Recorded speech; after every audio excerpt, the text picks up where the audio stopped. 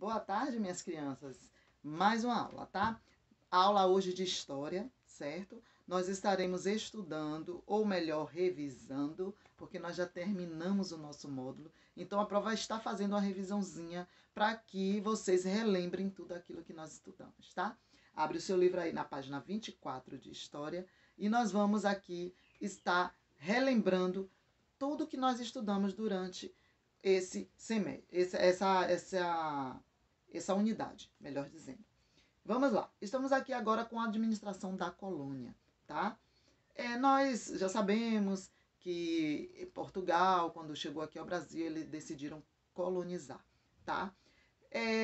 Definitivamente. Só que em 1530, o governo de Portugal, ele começou a dar início à colonização dessas terras. Enviou para cá uma grande expedição e ela era composta de cerca de 400 pessoas, tá?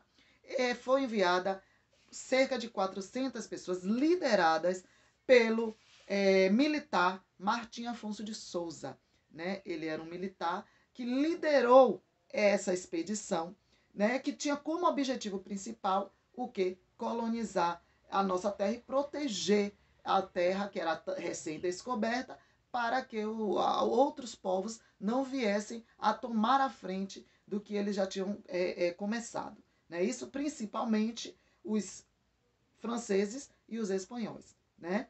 Aí viemos para a expedição, ela permaneceu aqui até 1533, melhor dizendo. Ela começou em 1530 e ficou até 1533.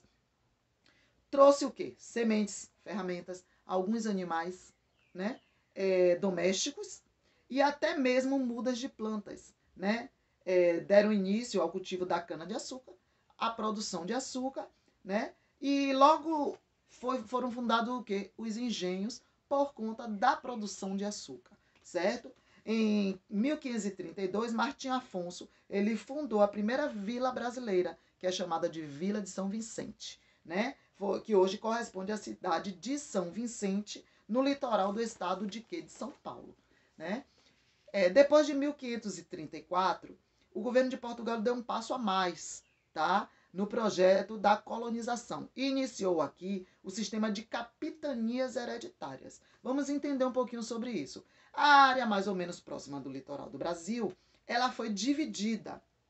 Toda aquela área de praia, aquela área do litoral, tá? Foram divididos em pedaços. E esses pedaços, essas faixas de terra, certo? Ou seja, eram chamados de capitanias hereditárias. Foi entregue a um fidalgo.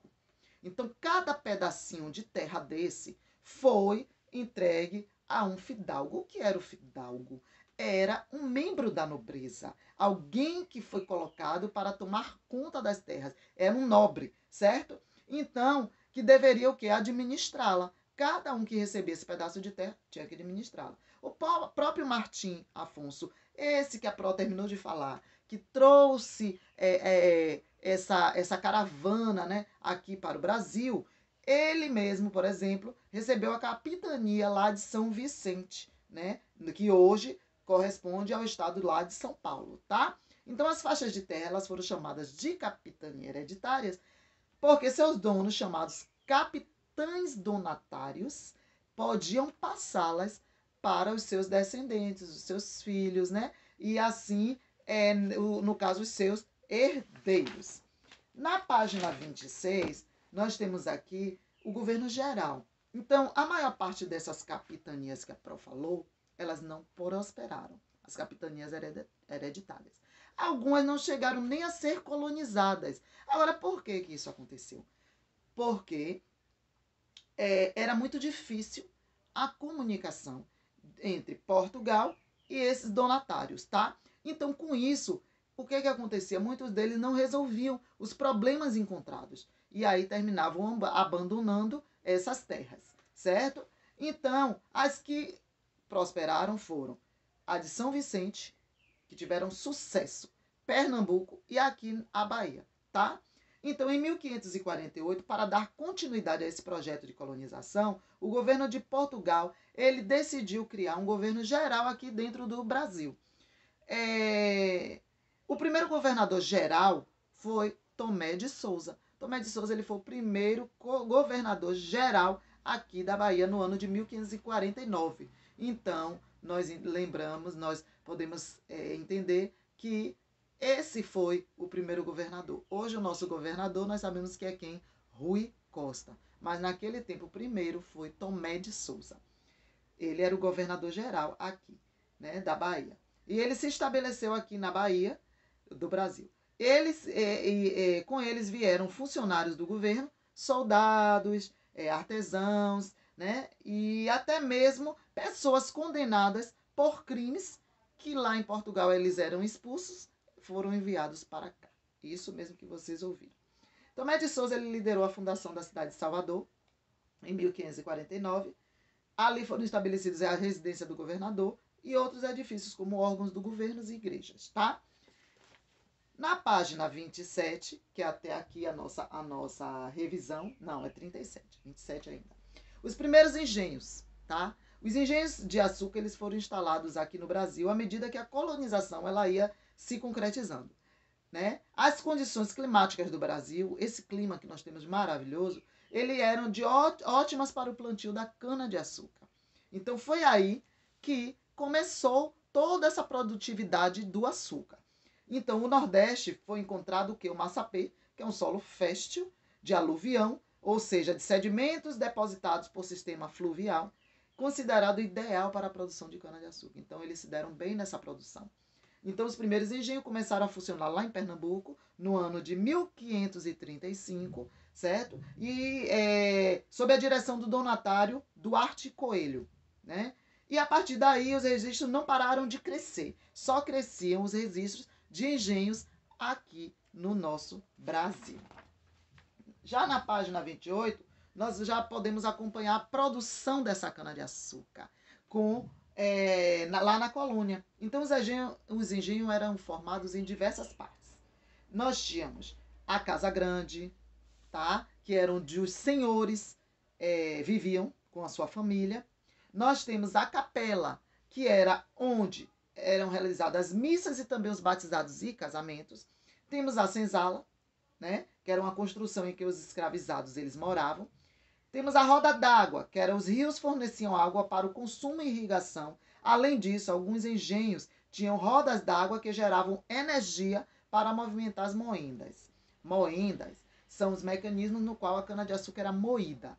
Fornalha era a casa da fornalha que contava com grandes fornos, os quais o caldo da cana era fervido e transformado em melaço e colocado em tachos de cobre. A casa de purgar era o açúcar, onde o açúcar era refinado. Ali era a etapa final do processo. O canavial era o local, né, onde se plantava cana-de-açúcar, e as moradias dos trabalhadores livres, que existiam trabalhadores livres, como o feitor, mestre de açúcar, os ferreiros e os alfaiates.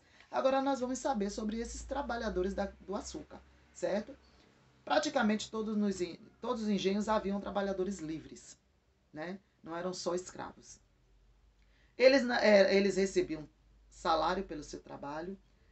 O feitor, por exemplo, ele tinha a função de administrar todo o engenho e comandava os demais trabalhadores. O mestre de açúcar, ele era o especialista na produção do açúcar e acompanhava de perto todas as etapas para ver se ia sair tudo direitinho como ele, né, sabia fazer. Então, garantindo a qualidade do produto final.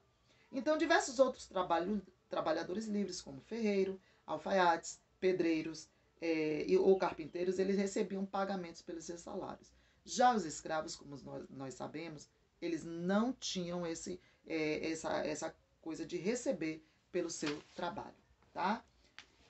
Aí foi que veio a resistência. Muitos dos escravos começaram a não estar satisfeitos com a questão da escravidão e eles começaram a montar um quilombo no meio das matas, onde todos os escravos que fugiam iam para lá. Um dos maiores quilombos que nós conhecemos foi o Quilombo dos Palmares, que ele teve uma duração bastante longa, fundado no começo do século XVII, na região da Serra da Barriga, na atual estado de Alagoas. Ele durou praticamente um século, né? 100 anos, um século. Estudiosos consideram que por volta de 1620 haviam quase 20 mil pessoas morando lá em Palmares. E por que ele recebeu esse nome? Porque o líder dele era chamado de Zumbi. Então ficou Zumbi dos Palmares, né? O nome dele era Zumbi e foi aí que ele guerreou muito, lutou muito, mas no ano de 1602 uma série de batalhas se iniciou, um lado as autoridades, outro lado os senhores, para destruir o Zumbi, os quilombos, né? E nós tivemos também as nossas heranças africanas, na página 33, que foi todo o trabalho escravo, eles não tinham, né, ele não tinha uma vida. A vida deles era voltada para a casa grande. E aí o que ele fazia? Os restos, as sobras, eles foram introduzindo as culturas deles, como azeite de dendê, cocada, entre outros, pimenta malagueta, eles foram introduzindo para que formasse o quê? Tivemos o acarajé, o caruru, o vatapá, foram tradições africanas.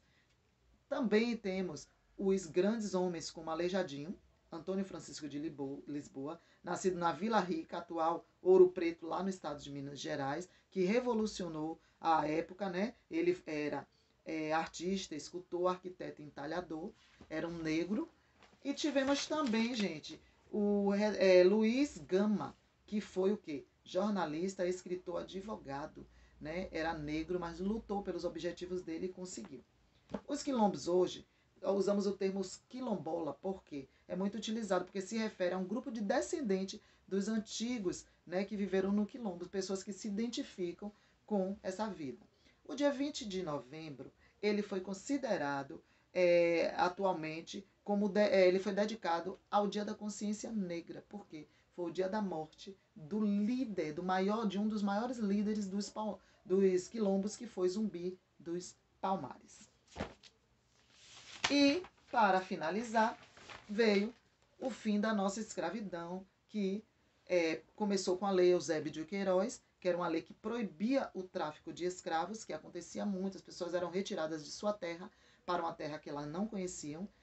Então, no dia 13 de maio de 1888, a escravidão foi extinta em nosso país pela Lei Áurea, tá? A assinatura da Lei Áurea foi que fez isso. E aí nós viemos com os nossos abolicionistas, que eram pessoas que tinham, né, eram atores, eram pessoas estudadas, que lutavam pelos direitos da liberdade desses escravos, tá? Então, assim, depois da extinção, né, em 1888, uma nova fase se iniciou na história do nosso Brasil. O dinheiro antes investido no tráfico, tá, de escravos, ele passou a ser investido em novas indústrias, que pouco a pouco foram instaladas no país. Então, o Brasil, a partir de então, não tinha mais escravidão. Mas havia muitos ex-escravos, e agora livres, passaram a sair dos engenhos e da fazenda e a migrar em direção a outras cidades, em busca de quê? De empregos e melhores condições de vida, tá? Então, encerro aqui essa revisão, que foi um pouquinho extensa, justamente porque nós estamos abordando todos os assuntos que nós estudamos, tá? E até a nossa aula.